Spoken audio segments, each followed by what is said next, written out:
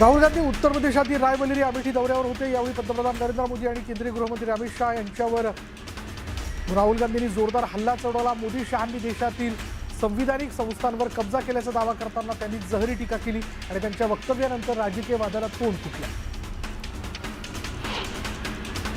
राष्ट्रवादीचं विलीनीकरण होणार नाही, आम्ही शरद पवारांच्या नेतृत्वात काम करणार असं शशिकांत शिंदे म्हणाले।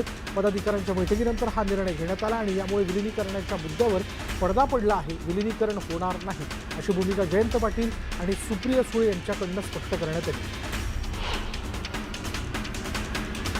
राज्यातील महायुती सरकारकडून 92.50% निर्णयांची थेट अंमलबजावणी झाल्याची माहिती समोर आली। लंकेश यांनी सरकारच्या या दैदिप्यमान आणि वेगवान निर्णयाच्या अंमलबजावणीमुळे राज्यात वेगाने विकास कामांचा धडाका सुरू असल्याचं समोर आलं। तर सध्या एकूण 37 निर्णयांच्या अंमलबजावणीची कार्यवाही सुरू आहे।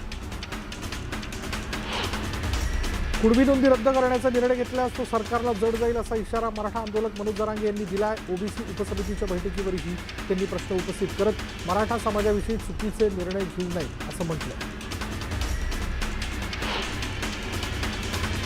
भाजप नेते प्रसाद लाड मनोज जरांगेंची भेट घेणार आहेत। उद्या संध्याकाळी छत्रपती संभाजीनगरमध्ये ही भेट होणार आहे। आरक्षणाबाबत चर्चा करून मार्ग काढू असं प्रसाद लाड म्हणाले। दरम्यान मराठ्यांविषयी तळमळ दिसल्यानं भेट घेणार आहोत असं मनोज जरांगेंनी म्हटलं। स्थानिक स्वराज्य संस्था मतदारसंघाच्या विधान परिषद निवडणुकीने जळगावात राजकीय वातावरण तापलं। शिवसेनेनं उमेदवारीबाबत आक्रमक भूमिका घेतल्यानं भाजपकडून पालकमंत्री गुलाबराव पाटील यांचे पुत्र प्रताप पाटील यांना थेट भाजपकडून निवडणूक लढवण्याची ऑफर दिल्याची माहिती राजकीय सूत्रांकडून मिळाली। दरम्यान त्यानंतर प्रताप पाटलांनी या सर्व चर्चा फेटाळून लावल्या आहेत। संतोष देशमुख हत्या प्रकरणातील आरोपी वाल्मिक कराड आजारी असल्याचं नाटक करत असल्याचा आरोप मराठा आंदोलक मनोज जरांगे पाटील यांनी केला। उपचाराच्या बहाण्याने कराड देशाबाहेर पळून जाऊ शकतो अशी शंका जरांगेंनी व्यक्त केली आणि त्यामुळे कराडला जेलबाहेर न काढता त्याच्यावर जेलमध्येच उपचार करण्यात यावेत अशी मागणी जरांगेंनी केली। पंतप्रधान नरेंद्र मोदी सध्या इटली दौऱ्यावरती आहेत। दरम्यान पंतप्रधान मोदी यांनी इटलीच्या पंतप्रधान जॉर्जिया मेलोनी यांना मेलोडी चॉकलेट्स गिफ्ट म्हणून दिले आणि या संदर्भात मेलोनी यांनी मोदींसोबत एक व्हिडिओ तयार करून तो सोशल मीडिया प्लॅटफॉर्मवर शेअर केला। हा व्हिडिओ सोशल मीडियावर प्रचंड व्हायरल होतो। सोलापूर विधान परिषद निवडणुकीसाठी जिल्हा प्रशासनाची तयारी अंतिम टप्प्यात पोहोचली असून 616 सदस्यांना मतदानाचा हक्क बजावता येणार आहे। कार्तिकेयन एस हे निवडणूक अधिकारी म्हणून काम पाहणार आहेत आणि जिल्ह्यातील 6 प्रांताधिकारी कार्यालयामध्ये मतदान केंद्र उभारण्यात येणार असून 18 जूनला मतदान तर 22 जूनला मतमोजणी होणार आहे।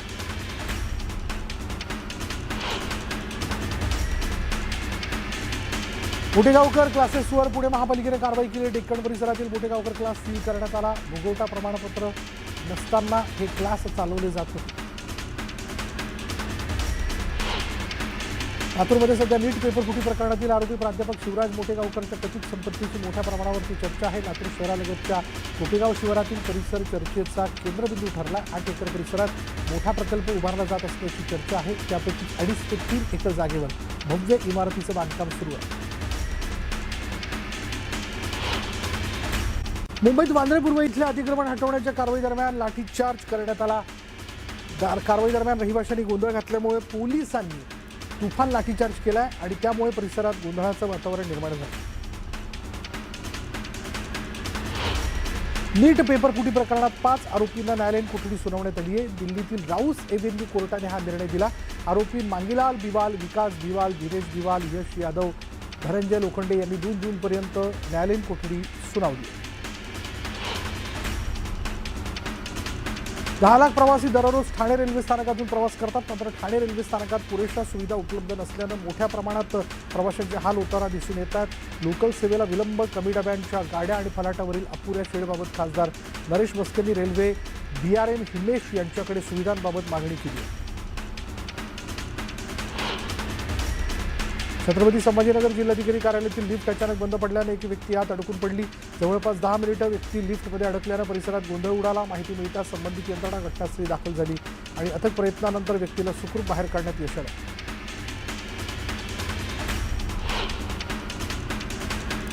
दिल्ली NCRमध्ये उष्णतेची लाट कायम असून अनेक भागांमध्ये तापमानाने 46 अंश सेल्सिअसचा टप्पा ओलांडला।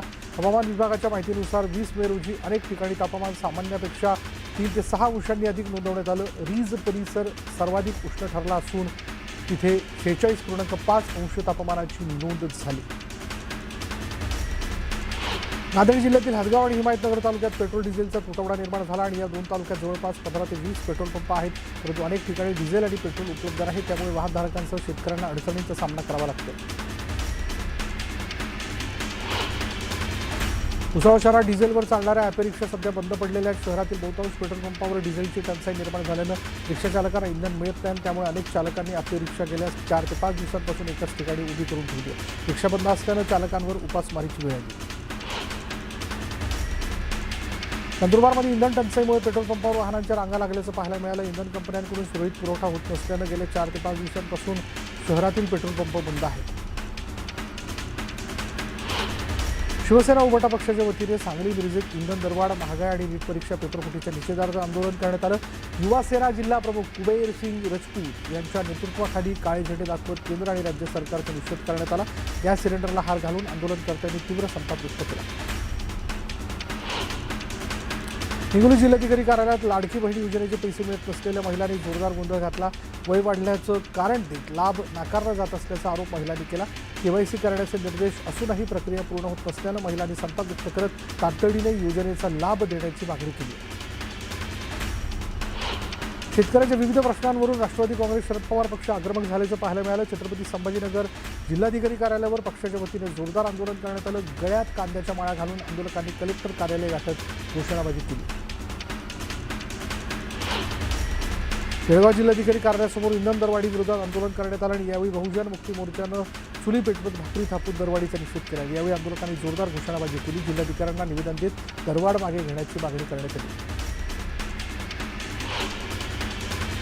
नीट पेपरफुटी प्रकरणात शिवराज मोठेगावकर विरोधात नांदेडमध्ये तीव्र संताप व्यक्त करण्यात आला. ठाकरेंच्या शिवसेनेनं नांदेड शहरात RCC कोचिंग क्लासेस समोर आंदोलन केलं. यावेळी आक्रमक झालेल्या ठाकरेंच्या शिवसेनेच्या कार्यकर्त्यांनी मोठेगावकर यांच्या पोस्टरला काळं फासलंय आणि क्लासेसचे सर्व बॅनर फाडून टाकले. पुण्याच्या औषध विक्रेत्यांनी देशव्यापी संपात सहभाग घेतला. बेकायदेशीरपणे ऑनलाईन औषध विक्री होत असल्याचा आरोप करण्यात आला. तातडीनं ऑनलाईन पद्धतीनं औषध विक्री थांबवण्याची मागणी करण्यात आली. जिल्ह्यातील सर्व औषध दुकानं आज बंद असल्यानं नागरिकांना औषधांसाठी अडचणीचा सामना करावा लागला. देशभरातील सुमारे 12,50,000 औषध विक्रेत्यांनी एक दिवसाचा लाक्षणिक संप पुकारला आहे. सिंधुदुर्ग जिल्ह्यातील सुमारे 650 रिटेल केमिस्टांनी या संपात सहभाग घेतला.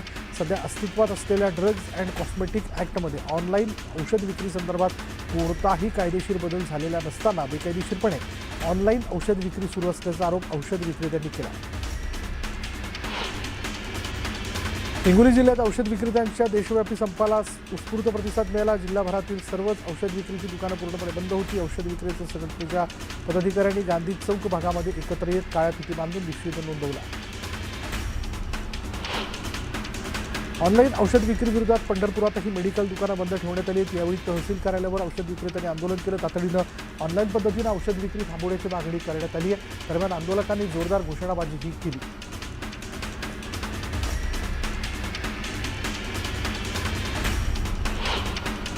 तुकाराम महाराजांचे वंशज विठ्ठल उर्फ श्री ज्ञानेश्वर महाराज देहूकर यांचा अल्पशा आजाराने निधन झालं. ते 63 वर्षांचे होते. गेली 30 वर्ष त्यांनी प्रवचन आणि कीर्तनाच्या माध्यमातून वारकरी संप्रदायाचा प्रचार केला होता. गुरुवारी सकाळी 7 वाजता त्यांच्यावर अंत्यसंस्कार करण्यात आले. जळगावच्या धरणगावात पेट्रोल आणि डिझेल टंचाईमुळे शेतकरी आणि नागरिकांना रात्रभर पेट्रोल पंपावर थांबावं लागलं. डिझेल मिळणार या आशेनं दुपारपासूनच मोठ्या रांगा लागल्या होत्या. उपाशीपोटी थांबलेल्या नागरिकांसाठी पेट्रोल पंप चालकांनी चक्क पंपावरच जेवणाची व्यवस्था केली.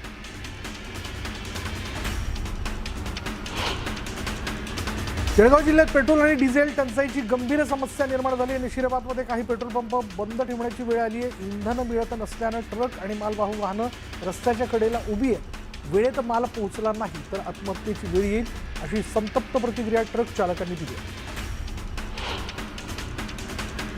पालघरमध्ये ओबीसी जनगणनेत रकाना वगळल्याच्या निषेधार्थ काँग्रेसच्या नेतृत्वाखाली जिल्हाधिकारी कार्यालयावर धडक मोर्चा काढण्यात आला आणि या मोर्चात ओबीसी संघटनांसह महाविकास आघाडीतील घटक पक्षांनीही सहभाग घेतला. ओबीसींवर अन्याय होत असल्याचा आरोप करत आंदोलनकर्त्यांनी राज्य सरकारवर जोरदार टीका केली.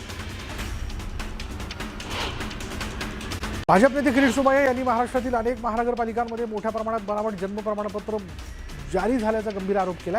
मुंबईत तब्बल 87,000हून अधिक बोगस प्रमाणपत्र देण्यात आल्याचा दावा करत काही बांगलादेशी नागरिकांनाही खोट्या कागदपत्रांच्या आधारे प्रमाणपत्र मिळाल्याचा आरोप सोमय्या यांनी केला. मीरा भाईंदरचे आमदार नरेंद्र मेहता यांनी भाजप जिल्हा कार्यालयात आयोजित जनता दरबारात नागरिकांच्या समस्या जाणून घेतल्या। यावेळी 200हून अधिक तक्रारी प्राप्त झाल्या असून अनेक प्रश्नांचं निराकरण संबंधित अधिकाऱ्यांशी थेट संपर्क साधून जागेवर करण्यात आलं। नागरिकांचा विश्वास सार्थ ठरवण्यासाठी अधिक वेळ देणार असल्याचं मेहता यांनी सांगितलं। रायगडच्या कर्जत शहरातील मुद्रे परिसरात एका नराधम बापाने पोटच्या मुलीवरच अत्याचार केला। अत्याचार करणाऱ्या नराधम बापाला पोलिसांनी अटक केली आहे। रमेश सिंग परिहार असं अत्याचार करणाऱ्या नराधमाचं नाव आहे। पिंपरी चिंचवडचे महापौर रवी लांडगे यांना जीवे मारण्याची धमकी देण्यात आली आहे। पिंपरी चिंचवड पोलिसांच्या समाधान हेल्पलाईनवर कॉल करून ही धमकी देण्यात आली।